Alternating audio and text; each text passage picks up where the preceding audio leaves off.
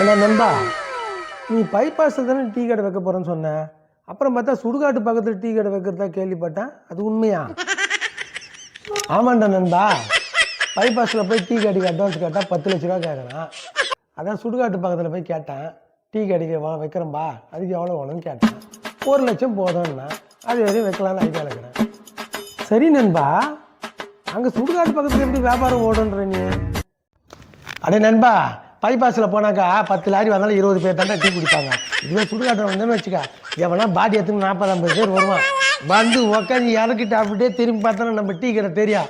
அப்படியே எல்லாரும் சாப்பிட்டு நம்ம வியாபாரத்தை ஓஹோன்னு ஆக்குவாங்க. தெரியுமா உனக்கு?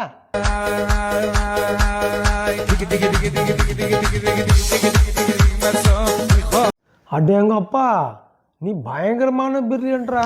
ஐயோ, அதுக்கு தான்டா சிக்கனி வேலை செய்யணும். புரியுதா?